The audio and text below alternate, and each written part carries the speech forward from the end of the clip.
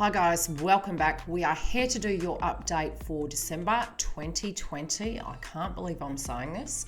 Now, this has been a very unique year. A lot of what's going to come through is going to be very unique this month. I'm here to guide you through that process and into 2021 and beyond. This is a very comprehensive report, and this is a really large pivotal point for us collectively.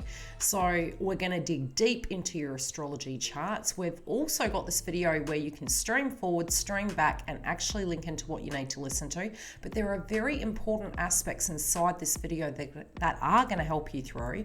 So, you're really guided to listen to each section. It's deeply important for you, and it will be changing the collective for the whole of December 2021. Now, key dates are mentioned and key themes. Let's get into the energy. Grab a cuppa, sit back, relax, and enjoy this video. Okay, moving into this month, we already have Neptune and Pisces direct. Now, in shadow energy, it can take some time to kick up some speed.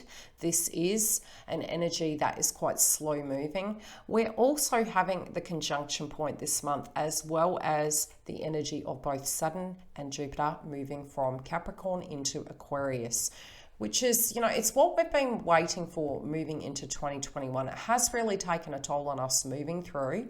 So many of us will be very grateful, but it is a transitional stage. You need to attempt to keep as grounded as possible through it. Conjunction points can be very positive. They can bring blessings to you. The day after the eclipse, we are also having Aries and Chiron stationary direct. So again, it will move quite quickly. We do need to pay attention to inside our zodiac signs where that links to, which I will mention.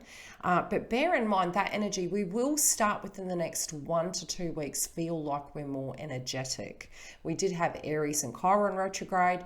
It was really pushing us down for 6, feeling very tired. A lot of us still were feeling tired last month, due to the fact that Aries and Chiron was still retrograde, to give us that time to really reflect. So it's really healthy that it is moving forward, especially moving into Christmas and New Year. It's going to put us in a better standpoint where we can deeply be in our emotional grounded energy to be able to see and perceive things. Also, with Neptune and Pisces going direct, it's going to be doing the same thing. And as we move into January 2021, we will have Uranus and Taurus going direct, where next year it will be making 3 squaring points to Saturn in Aquarius. Welcome back, Taurus. Okay, let's get into the first 2 weeks of the transit leading to the eclipse. Now, do be mindful that with this, it will be playing out over the next 6 months. Now, being a full moon, it can be finalising, completing, especially linking back to May. So a lot of these subjects moving into this month, we're recovering from the eclipse in Gemini. Some of that is playing out very closely linked to this eclipse in Sagittarius, because we have both the South and the North node connecting in with both of those energies. The first week, you are finding that as Mercury moves into Sagittarius, it is connecting to your 8th house, and this is very much where the eclipse is going to connect to.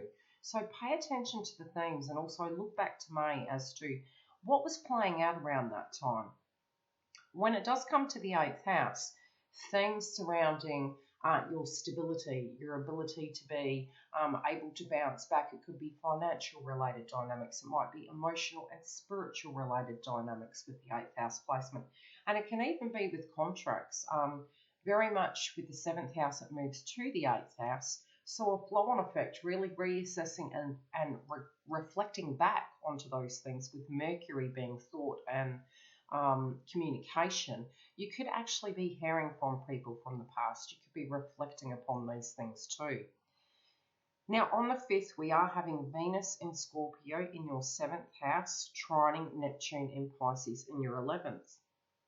With these energies, I feel you're going to have hunches.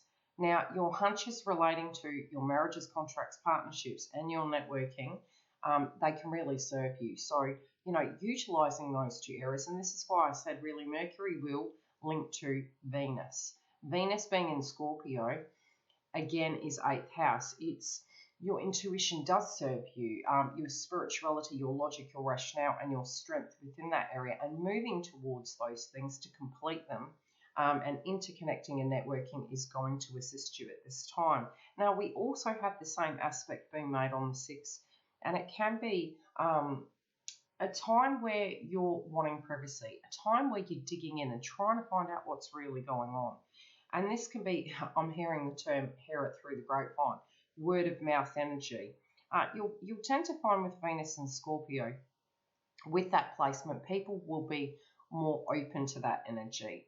So we will be able to hunt and really find out what's really deeply going on inside our interconnections.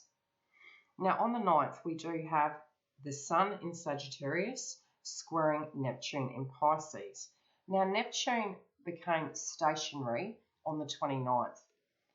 As it moves forward through this month, it's slow moving as a planet. So about the 9th, we should have forward momentum going. Now, this can relate to your spirituality, your hopes and dreams. And being that the way you're showing up in the world is in the vibe of Sagittarius and in the 8th house, it's very unique. It's really having that hunch energy as to how to move forward, what you've got to drop, what you can take with you. Because it's squaring, however, it can be disheartening at times and it can be difficult. It's like, okay, well, I've got to take some of this with me. I've got to leave some of that behind. And again, when it does come to your networking, this push-pull, there can be a frustration that although you might have a little bit more energy, especially by the time we do reach the eclipse point, we'll have Aries and Chiron going direct, you still can start to get frustrated that you're wanting these things to come about. You also may really want to fly and be more social and be more independent in those scenarios. We also have, there you go, the Sun in Sagittarius trining Mars in Aries. Psychologically, you may feel stifled. You may feel you really want to be like a bird and fly. Your belief systems, and maybe even if you did previously experience spiritual awakening. With the 12th house, it can be connected to that. It also, and I'll name a few areas that can come up. Subconscious mind, hidden resources, secrets, enemies, social responsibility. It's almost like Aquarius in the energy. But it also can be the house of mental asylums, the house of imprisonment, or the house of meditation and psychology. So, utilising it, it's trining, so you can have some great clarity as to why you can't let things go. And, what it is exactly that is going to need to be shifted about in your life so you can move forward. And it can just be a mindset. It could be something to a degree of a dispute or a fight, and, you didn't even know that was really blocking you spiritually, psychologically. And again, it can be something at a 3D level as well. Now, on the 10th, we do have similar scenarios playing out. However, we do have Venus and Sagittarius sextiling Pluto in Capricorn. The responsibilities we hold when it does come to, accountability, again, with those things, you could feel quite burdened. But the clarity is coming up and it is giving you a beautiful aspect to be able to get things in order. So if you do find that you have been busy, and it really depends on, how your life is structured. Are you married? Do you have children? Are you working? Whatever those things are, pulling them together and really trying to make it work. This can be also networking because we do have the North both in Gemini and Sagittarius. So be it with the 9th house, it can link to religion, education, foreign countries, travel, and your purpose. And to balance it, you do need to use the 3rd house, which is collective energy, Gemini, Mercury. What I'm seeing play out in this situation is when it does come to your marriages, contracts, partnerships, you're wanting to build them, you're wanting to invest in them, you're having the strength to deal with it. You're also having the strength to, on your side of the fence, if there is any disputes, stepping forward, talking about things, resolving them, and moving ahead. We're also having on the same day the Sun in Sagittarius trining Mars in Aries, and this can be lots of conversations to do with spirituality, and you can find in the first 2 weeks a lot of things to do with belief systems, and that's because Sagittarius is a religious energy. It can be guru, it can be spirituality, So these themes are going to be playing up, even looking into the occult, or it could be psychic energy and things to that degree, astrology. It can really be that 12th house energy. Some of your hopes and dreams also in a conversational piece will be coming up, and I do feel emotionally, psychologically, and spiritually, you guys are going through a deep transformative state. Now, on the 14th, where the eclipse occurs, this is going to be at 23 degrees, and it's occurring on the 14th, and it is a total solar eclipse. I do feel on this day, because it does link to the 8th house placement and the other aspects making conjunction points to this, you're really getting to a point that you're looking at, where you can take a stand with situations, where you can look at things, where you can bring things to a head. Also, because the sun is going to be in Sagittarius, it's going to be the demeanour in which we're moving forward with. Pay attention to, this can be taxes, it can be shared resources, it can be making plans to do with the future. This can also be ushering those energies into your life for those of you that are single. I guess in a way it's a sort of energy moving into this pocket of it that, clearing the house energy, which I will talk about inside the video rather. Getting prepared, tying up any loose ends, moving towards this eclipse, and it will help you move forward.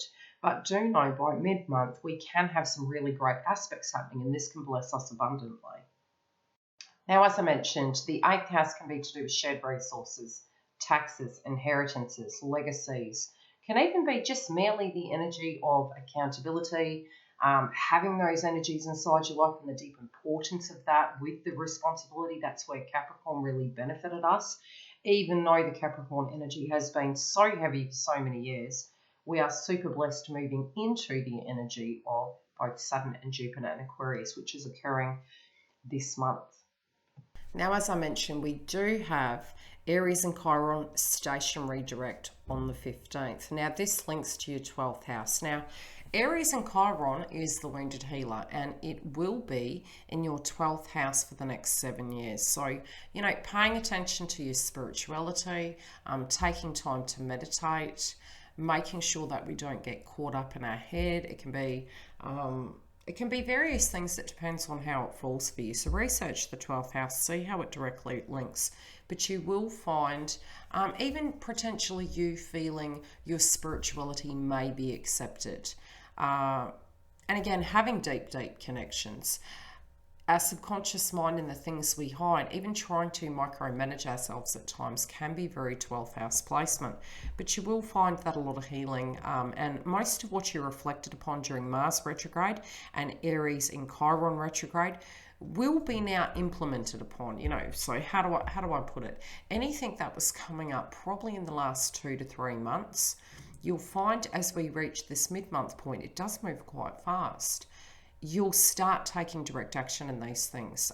You might have been a bit, again, foggy, fatigued, frustrated, easily agitated during that process. You'll find those energies can cool down now and you can rationally tackle tasks as it moves. Venus is also on the same day entering Sagittarius, which again is the 8th house placement. So continuing on with the theme of both with your marriages, contracts, partnerships, pulling things together, dealing with the shared resources. This can be if you are in a partnership. Both energies can be reciprocal in a sense of putting things into it. This can be where for partnerships, both energies working or doing a role in some shape or form to bring it in as a team. For those of you that are single, I will mention the energy connected to that inside the romance connection, but regardless, it can be attracting these things into your life, the healthy energy of self-esteem. So like attracts like.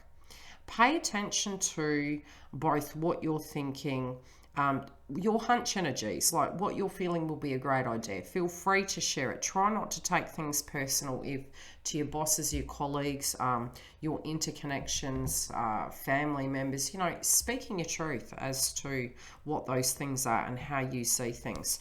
I do feel really we can't change how people receive it. And it's really getting to a point we become comfortable with articulating things and, bringing those creative ideas from our mind and not being stuck. So sometimes it can even be having to say you need help. Now, the 15th can be a great day, but it can have some clarity as to what the responsibility factor is going to be and how you're going to move situations forward. And I do feel some of you may have very much the need and the desire to move forward, trying to pull everything together. This can be looking at contracts, signing contracts, that are a very big deal because they're linked to Sagittarius. So they can be costly items, but at the same time, that they can be something that you absolutely require. So whatever those documents are, those big ticket item energy things that you're having to do, they're required to move forward for all your ventures, for your stability. 8th house placement, you're looking at it can be looking at the budget, looking at the bigger picture, and even moving forward with both Jupiter in Capricorn in the 9th house, which will benefit you because on the 16th, we're having Jupiter in Capricorn conjunct Saturn in Capricorn, which is your 8th and your 9th house. So, again, please do read the fine print, look at situations. Although I'm not a financial advisor, Mercury can link to emails, communication, IT. It can be linking to transport, local community, networking. So pay attention to what those things are, your thoughts, the way, the steps you're taking. And sometimes with Sagittarius, it can be moving very fast. But being in Capricorn, it's going to force us to pull back and go, okay, what is the bigger picture? What are the responsibilities inside this? What am I getting myself into here?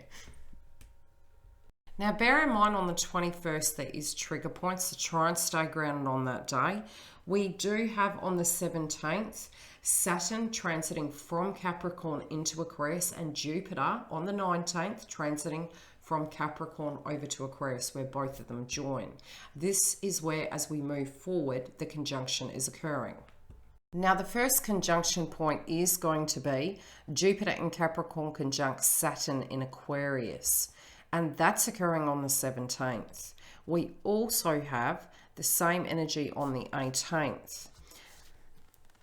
Now on the 19th, the conjunction point is also occurring, and this is both Jupiter in Aquarius conjunct Saturn in Aquarius, and it does link to your 10th house.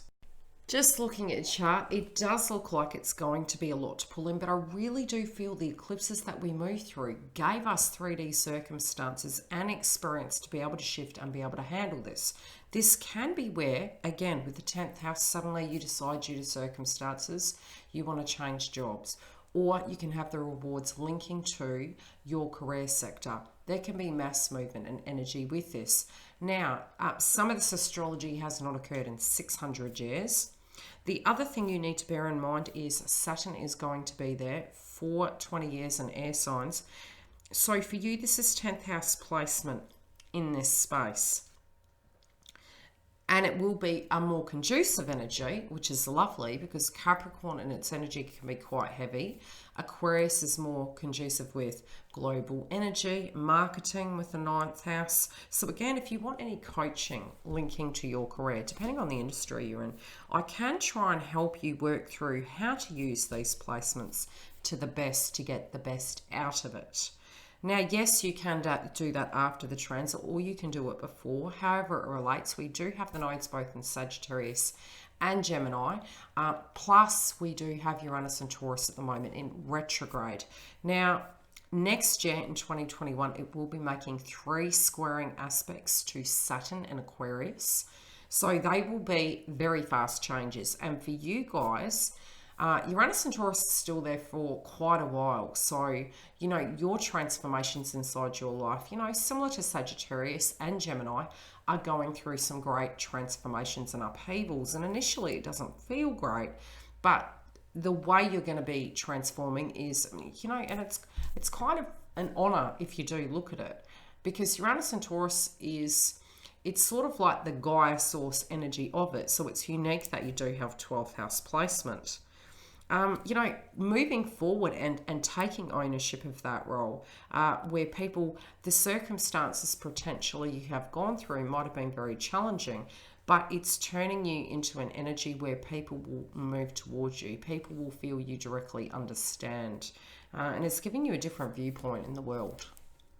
You will find on the 21st to the 23rd, there can be major changes. Now, we are going to be having Venus quincunxing Uranus and Taurus. And this can be, you coming out into the world, linking to your marriages, contracts, partnerships, and the other energies in your life, and it reaching a pivotal point. Quincunxing can be uncomfortable, but because Uranus and Taurus is retrograde, it's still giving us time to reflect until January, but it's still, if we're having hunches, it's a bit like having an audit. Suddenly a problem comes up and then we're like, yeah, but we haven't completed the audit yet. If you can directly see a problem, addressing it head on in an unexpected way, again, 12th house placements can help you build that energy. Don't hide from it. Just whatever it is and however it comes up, try and challenge it, because I am seeing this really benefit you by January 2021. Now, I'm briefly going to talk about the moon energy for the end of the year. Now, it is a full moon in Cancer. This is going to be quite a large theme that can come up. And I am saying, because moon energy can relate to our emotions, it can relate to our home, something to do with home. Again, it is in your 3rd house placement. That can be something quite local. Separately, subjects to do with vehicles, movement forward, communication, short journeys, your routine as well. Something's coming to a close and something's coming to an end, so making sure that you tie up loose ends. Spiritually speaking, it can be a bit nervous moving. This can be moving into 2021. And also at a separate level, because it is 3rd house, it might be information coming in. But this is a closure point. Now, regardless of the house it's in, the one theme I am seeing, as psychologically, emotionally, spiritually, we're needing to nurture ourselves. We're needing to understand we're having a rebirth going into 2021 with the energy of Aquarius. So try and take some time with it, and I will talk about this towards the end of the video. Let's get into romance. Although in love, be it coupled or single, I do see you guys in the month of December setting some very firm boundaries. Now, some of these can be to tackle tasks, to complete things, to be more open to different ways of doing things. But this is about building with the 8th house. It's also about the rationale and the psychology surrounding these things. If you are in a partnership, I do see, yes, there can be some trigger points, some testing subjects coming up, a lot of conversational pieces. But again, I do feel when it does come down to the crunch, working with the energy of the 8th house can benefit the both of you. For those of you that are single, I'm also seeing that a connection could be coming in, and it can be, again, very spiritual because you have both 12th and 9th house placement. Also, with the 8th house placement, it does mean that of what you're going to attract and be requiring in your life is a give and take and a connection. Now, if you are in a relationship and you do feel it's unstable, this could be the time between the 2 eclipse time frames that you do with the 8th house, the 12th house, get to a point you feel it's enough. So regardless of how this is playing out for each of you individually, the conjunction points of the responsibilities, the accountability, potentially even from a healing point of view, looking at what you want to do in life, looking at how maybe you had been holding yourself back. This could be emotionally, psychologically. In order for you to move forward to attract that, I do feel the first week can be very testing. I'm seeing busy energy. The second week, I do see it to be quite lovely. A lot of conversational pieces, you stepping into the energy of having more energy to be able to deal with problem solving and things to that degree. And this can be quite a social thing, but I do feel there is a lot of subjects to do with finances coming up in your chart, but completing tasks and getting the ball rolling towards your hopes and dreams. Okay, into your chakra report, Taurus. Now, I've studied your chart, and due to the fact that we are going to have the energy of the 12th house placement, I'm looking at the closest way to balance this situation. Yes, it is crown chakra. But again, from where the wounds are stemming, it can be to a tad degree inner child wounds, because that's where the egoic perspective connected to it is forming. And then as we move through our life, at the moment where it's activated is within your 12th house placement. So sacral chakra and eating the food groups, doing guided meditation, you can use crystals. This can help balance it out. Also with the inner child wounds, it can make you, this can be anything to dancing. So you can dance, you can walk, the yellow food groups, you can do guided meditation connected to inner child wounds. And this can help release it so your co-creative energy is more relaxed. I'm also seeing crown chakra as a main theme due to the 12th house, so make sure your fluid intake is adequate. During the month where you can taking time for self, and this can be due to the responsible energy of Capricorn coming through. So aligning your base chakra, and as I mentioned before, you know, moving around, having guided meditation. This is a great time of the month really to spring clean both the house and inside our bodies and our minds. So if you feel that everything is coming at you, you know, just stepping back and doing things to get yourself grounded, creating that sacred space. The crazy thing is, a lot of times we're wanting somebody to talk to, but with the 12th house, it's all about our perspective and perception. So summing those energies up can be sometimes an egoic purge. So when we really feel we're battling that situation and we're not releasing it, and it's really affecting us both within and without, that's where you can end up getting a lot of third eye activation. And it is connected to awakened energy. So even if we have gone through a process of and released it, if it comes back up again, it can be a different blockage, and it's coming up to, it's almost like going to university, then implementing the energy in the 3D. So at times when we have vibrations that are stuck, we can get third eye energy. Moon energy can also link to it. So both moving in and out of the moon phases, especially the eclipse, it's a really good time to balance that. Now, due to the fact that you do have Aries in Mars connecting to your 8th house, the 3 areas and gems that I do feel would really balance you would be your base chakra, your sacral chakra, and your solar plexus. And then you'll find that if you're using gems connected to that and you're doing guided meditation in the inner work, as you're moving forward, the Gaia source energy that is directly coming through for you will be less rough on you with Uranus and Taurus. And last but not least, due to the 12th house, amethyst. What I'm seeing from your chart linking to work is paperwork. Also with your networking, going back to the 11th house placement, I do feel by mid-month, if you aren't working, your networking energy by the first week can be coming through. And if you do network and look outside the box, you can find creative ways to generate either an income, studying, whatever that be that you're wanting to move towards. You do tend to find the co-creative energy tends to come from the 5th house, but a lot of this, because you do have 7th, 8th and 11th house, this is a really good time to, that of what you've learned already, applying it in the 3D and alchemizing that into the cash component. And this can be in very unique ways. I also do see that probably by about the 2nd and the 3rd week, this is where things are really kicking off. So if you are at work, you will be very, very busy. It's also tying up those loose ends, reading over paperwork due to the fact that Mercury is going to be in the zodiac sign of Sagittarius. So it can be restructuring of things and moving things around, and, you know, potentially even, dealing with co-workers. This can be via media or in the 3D, however it's relating to you wherever you are in the world, and the conflict relating to it and trying to pull everything together. This can be even just summing everything up and finalizing it before the end of the year. We would have been very tired due to the fact that we had Aries and Chiron retrograde. Stationary direct, we can feel agitated, and it still will be in the zodiac, for about 7 years, but we did have Mars retrograde in Aries. Now, next year, it is transiting various signs, and moving on into January, we do have the Mars entering into Taurus.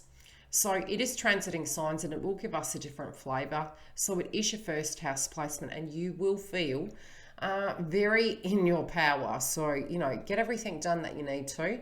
And especially by about the second and the third week, I do see major trends coming up linking to your career sector, and they are going to benefit you. Now, expenses in the first 2 to 3 weeks can be coming up, especially if you have large projects. Now, some of these expenses might not be happening automatically right away. They may be due to certain large plans that you have, and you're preparing for those things. But for some of you, it can be your social experiences of the 11th house placement.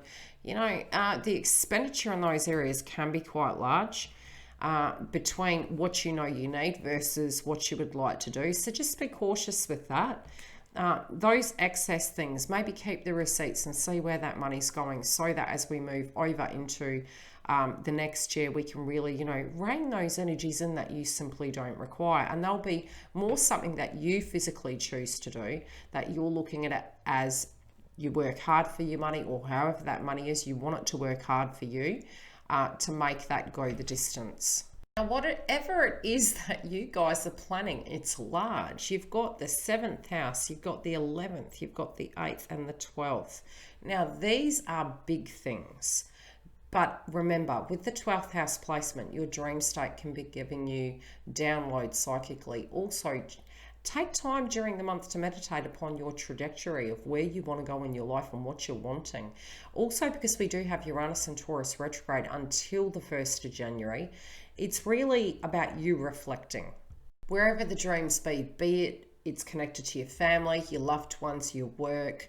I do feel you want to be doing things differently next year than you have this year. And obviously for obvious reasons in the collective, you know, some of us have been in hermit mode, but regardless, it does feel a different kind of frequency coming through. It doesn't feel relating to that. It feels like you want to shake off the dust and mix things up a bit. And I feel this vivacious energy coming through with the zodiac sign of Taurus this month. So pay attention to your dreams. Also, from a 12th house placement, loved ones, guides, psychic energy, especially because last month we did have a lot of scorpionic energy, and especially in the first week moving through, some of that will still be there. So really tune into emotionally, psychologically, spiritually, you know, what is hidden inside can really be an asset to you at this time.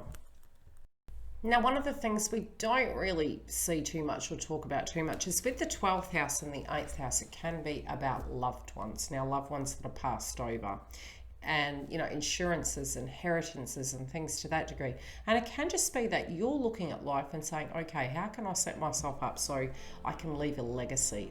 Or could even be in your career, so I can leave a mark on the world and I can be the best of the best, especially because we did have Mercury in Sagittarius, you know, looking at how you can take your energy of life to that next level. Now, for some of you, this has been a very sad year. And obviously, even if it hasn't happened directly in our circle, it has happened on a global scale. So because we are moving into the full moon of Cancer towards the end of this month, it can be a very emotional time. It is at 0 degrees. It's a full moon.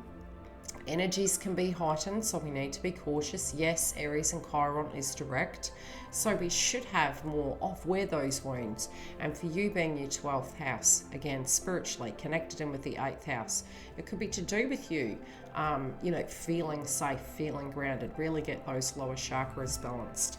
But if you have lost someone and you're spiritually, you know, thinking about them and wondering how they would guide you, really tapping into some of your old memory systems can be a great way to directly connect in with them. And 9 times out of 10, it is their means, especially with the third eye purge, of how we directly connect in from a psychic point of view. So guides can send us messages in synchronistic ways. One can be smell. Sometimes it can be electrical devices and things to that degree. Other times it can be our memories and our dream state. Again, as I mentioned, your dreams. Pay attention to those things because there are messages they're trying to send. But for those of you that did lose someone this year, my love and thoughts are with you. Let's light a candle for them at the end of this year in memory of those people that have been lost, and let's make them proud as we move forward into 2021.